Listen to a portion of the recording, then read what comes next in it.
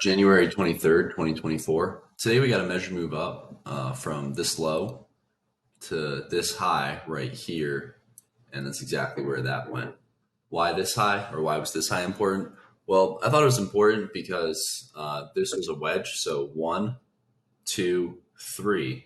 And we have essentially an attempt at a wedge and then a surprise on 62, making the market back to always and long and a breakout above the wedge. So when you get a breakout above it, you look for a measured move up of the wedge, and you can see we got a vacuum test of it on 69. When you get a bar like 69, it's a tight bull channel, but it hasn't been all that strong. You've had big tails everywhere. So, it's really tight and it's okay to stay long, but you have to be thinking when you get a breakout above it like this, 60% chance it's the end of the trend, 60% chance you get one more leg sideways to up. And it ended up, you could argue it was the tail on 71 and ended up being a sideways leg. Anyways, big bear bar closing near its low on one, but where is it closing? First off, coming into the day, you have to immediately be thinking about the fact that we have this big trading range yesterday that we still haven't broken out of. So I think your whole day should be centered around buying low in the trading range, selling high in the trading range, and looking for a breakout of the trading range. And you can see we did end up getting the breakout, but it wasn't until later in the day. And so if you're selling bar one, you're selling literally right smack in the middle of the trading range. And that's the last place you'd like to be selling, the middle of trading ranges. You get bad follow through on bar two, which is relatively expected. If you sold below one, you kind of have to be expecting bad follow through on two. Those traders should be scaling in higher and trying to get out around break even. Inside bar on three, but it's a doji. None of this is really all that good. I would just rather be flat. Again, we're in the middle of a trading range, so you don't really want to do anything. Doji bar on four, it's an II pattern 3-4, but no one is doing well today for stop orders. So I don't think you should be taking any trades in this, regardless of the fact that it's an II. It's just a tight trading range. And same thing with 5 and 6. You have essentially 4 straight doji bars here, so you don't really want to be taking any sort of buys or sells. And when you get a reversal down 7, you're still in the middle third of the trading range on 7. You're not closing below the moving average, and it's following 4 doji bars. So do you really want to sell 7? It's the low probability that we're going to test down. So I don't really think 7 is all that great of a sell. You get bad follow through on 8 for the bull or for the bears, and a bounce on 9. If you sold 7, you would have had to have a wide stop, and the traders who had weak stops above 7 or above 2, you can see they got run on 9. But 8 goes up, down, and then back up again on 9. So it's a two-legged pullback on 9. So probably not going much higher. This is also 3 pushes up, 1, pullback, 2, pullback, 3, and you're getting high in the trading range. So there might be some sellers up here. And that's why when you get 10, you get a collapse below 10 because it was a wedge and traders were hoping to get some sort of sell signal bar. But we ended up getting a doji bar, and any of the buy the close bulls, 9, disappointed 10 are going to be getting out. But you can see the bulls who bought below 10 scaled in on 11, make money on 12. So bull limit orders are still making money. So this really isn't all that bearish. Although this is a big enough bar for 2 or 3 legs down, we're probably going to go more sideways. 12, like I said, limit bulls make money, and another leg down on 13, which might be strong enough for its own second leg down. Reversal up on 14, but it's not a very good buy. Again, look at the bigger picture. I noticed that in today's range, you might be buying right at the lower third, but in the actual trading range, you're still buying, pretty much right around the middle, a little bit in the upper third or in the upper part of the middle. So it's really not a very good buy. Additionally, this channel from 11, 12, 13, 14 is reasonably tight. So it's probably going to go a little bit lower, and this might be strong enough for its own second leg down. And the bulls haven't really done anything yet today, right? Stop order bulls haven't really done anything. So you don't want to be, the first stop order bull to try to make money. It's not a good strategy. 15 outside down bar. It's 3 pushes down now. Follow through for the bears on 16, but a big tail, so not all that great. Same thing, follow through on 17, but it seems like we're getting towards the bottom of a potential channel. And so it's tough to want to be selling down here after you get a tail on 16 and a tail below 17. We're probably getting to this close at some point today. Reason being, it was a reasonable sell to close bar, and those traders never had a chance to get out of break even. So we'll probably get here. And I actually thought we were probably going to get below yesterday's low too. Reason being, it was a low one short for the bears below here. It really wasn't that good, but I thought it would trigger. So I thought that we might, get essentially just below this and then get a reversal bar up. And it was a bad high 1. So something, I was thinking we might, I'm trying to find an example on the 5-minute, but I was essentially thinking we might trade just below yesterday's low, find a bunch of buyers and get a strong reversal up. Obviously, didn't end up happening.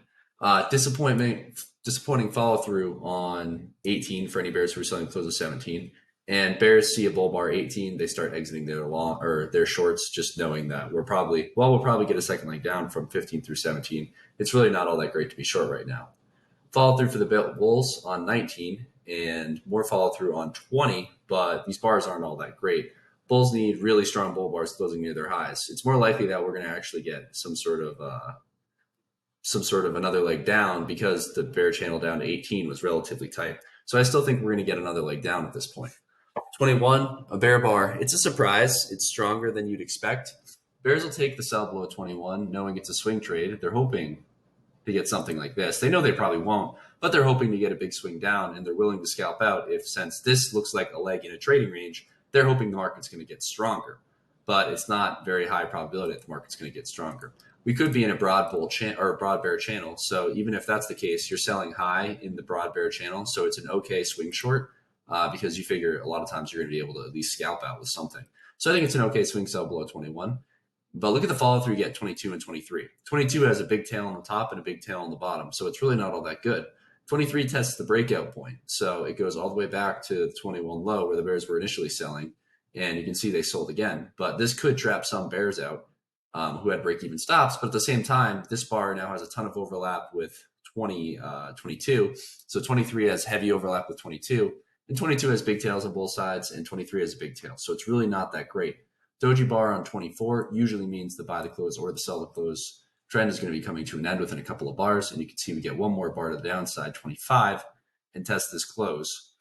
I think we might have tested it on 24. Yes, we got right to it on 24, found buyers, tested it again on 25, traders bought again. So reversal up 26, 1, 2, 3. I think bears are out above 26. And a big bull bar closing surprisingly strong on 27. So big bull bar 27, big tail on the bottom. It's by the close, but you're buying high in what's currently a bear channel, so it's not all that great. Reversal down on 28, but 26 and 27 are strong enough for their own second leg up. And this is the best looking bull move we've had. And we've already had 3 pushes down, so I don't really think that it's all that great to sell below 28. And you can see it never even triggers. Bulls bought the close. Bull bar 29, okay, yes. It's kind of difficult. The way I was looking at this real time was, you could argue that the trend line break was on 28 or 27, and then you get a retest 28, and then we're going to start to rally. And that might be true, but if we are going to start to rally 29, closes strong, you probably want them to beat an inside bar, but you need good follow through. And you can see 30 just isn't enough follow through. We're just back at the top of this trading range. The trading range probably started with 21 since it was a swing point. But you can see it's just not good follow through on 30. And so when traders see that, they start getting out, and that causes 31. A high one on 32, but it's 3 pushes up to what's probably the top of a trading range. Bulls probably would have already started to rally if they were going to. So you get disappointing follow through 33, no surprise. Follow through for the bears on 34, and a big bear bar closing near its low on 35. But this is, it's subtle, but it's a bear channel. And it's a breakout attempt below a bear channel on 35, and a breakout attempt of a tight trading range. And you're now in the middle of a trading range. Or even worse, you're selling in the lower third of the trading range. So really not that good to be selling 35, and you get disappointing follow through 36 for that reason. Bear bar 37, it's a little one short, 3 pushes down, 31, 33, 30 through 35, and then 37. So it's a third push down, not that great. Reversal up 38, but big tail on the top. But bad follow through if you sold below 37, so disappointed 38. Those traders get out around break even during 39. Some traders would argue that this was a trend line break, and then we're getting a higher low major trend reversal, which is probably a reasonable argument, but it's hard to want to buy above 39 with all these tails, and we're in a tight trading range. Disappointment on 40, big tail on the top, but some bulls bought the close hoping that, essentially it was some follow through on 40, and it wasn't a bear close. So some bulls will buy this close and just have a stop right here, and if we get any sort of bear bar, they'll just get out. But they're buying the close, hoping a bunch of other bulls are going to do the same thing, and they'll get swept into a trend pretty quickly. There are kind of a lot of trades like this, like where you can buy this close, and then, a lot of times you can get a really quick move in your direction. So that's what ends up happening on 41. It erases most of the edge. I was relatively bullish through here. I thought we were going to get a bounce, but it's just kind of hard to get in with this stuff, and I didn't really want to buy this close. Felt too risky. But it is a triangle, right? So it was probably okay. It's just a bit difficult. 41, bull bar closing near its high, follow through on 42, but a big tail, not all that great. Again, seeming like we're towards the top of a trading range. Bear bar closing near its low, 43, and follow through for the bears on 44. But really what they're trying to do is close this gap. You have bears who sold above the 31 high, scaled in higher, looking to get out around break even. You can see it touched it, so a couple of them got out around break even, but most of the bears were still trapped. Disappointment 45, follow through for the bulls 46, and then another reversal down 47. 47 is a micro double top, neckline 44, and bears want a good follow through bar and a measured move down of some kind. But I don't know if you're watching, but 48 didn't trigger until about 4.5 minutes into the bar, and there was already a big tail. So 48 overlaps 47 a bunch, and it's not a very big body. If you're selling below 47, you want to see a bear bar like this, something big closing down here telling you that you've trapped the bulls. 48 doesn't do a very convincing job of that. So bad follow through 49, breaks the neckline, but not all that strongly. And then again, 50, a bear bar, but there's big tail here, tail, tail, tail, and there's tails on both sides of 50. So bear's probably ready to get out above a bull bar, which you get on 51, and they exit causing 52, 53. At this point, we're either going to get a breakout to the upside or a reversal back into the trading range, most likely, right? And so when you get 54, pullback, but could be 3 pushes up, 1, 2, 3. And probably there was, we were around 50%, I would imagine. So somewhere around 50%, which is right below 53. Bulls were buying during 54, but they scalped out at the new high, causing the reversal down on 55. Can you sell 55? You can probably take the sell on 55. It's a failed breakout of this high. So bulls, they bought this high hoping that we were going to get a strong breakout and measure move up. But instead, bulls sold the first time. They bought the pullback, and then we had tested it up again, and bulls sold again. So when you get 56 or 55, you got to be thinking 60% chance, 2 legs sideways to down. Disappointing follow through on 56, not as strong as you want it to be. So tail, but a micro gap down, and then a pullback. And you can see this might have been the second leg from this, testing around break even, letting them out. And then you get another leg down on 58. But once you've gotten 1, pullback 2, 2 legs down, the qualification for sideways to down has been met. So you're not really sure how much more you're going to get after that. And that's one of the problems with taking those kind of trades is you have to be quick to get out a lot of the times, like you did here. Doji bar is 59.60, really not all that good. We have 3 pushes down, 50. So 1, pullback 2, pullback 2 doji bars, 3, and 61 traded above 60. So you can see a lot of the traders just ended up using 61 as a spot to get out low in what was probably a developing trading range. If you sold here, you were hoping for fast follow through. You probably wouldn't get it, but you needed better follow through than this to stay short. And the traders exit at the market, causing 62. 62 is a big bull surprise. Again, bears were trying to get a wedge, and now we have a big bull surprise. We might get a breakout above the wedge. Follow through on 63. It's not ideal, right? So if you're buying above 62, you wanted a better follow through bar than 63.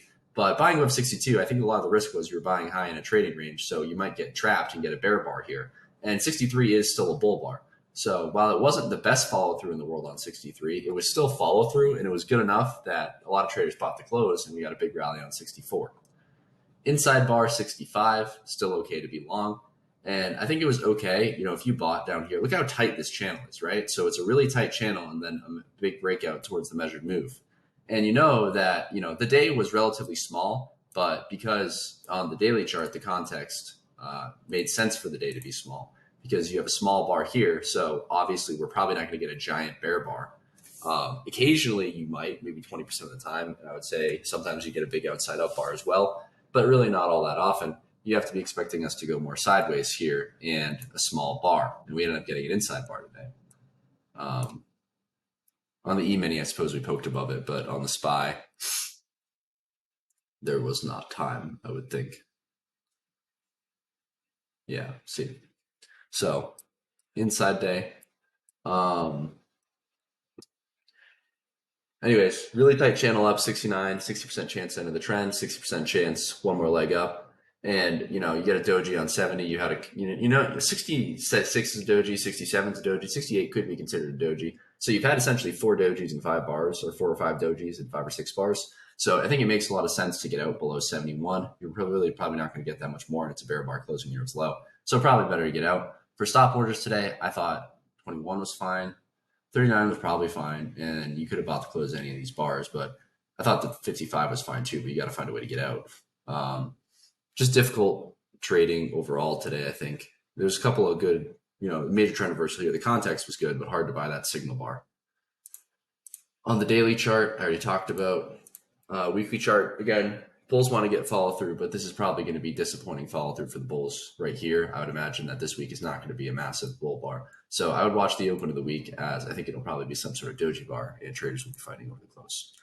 And yeah, that's today.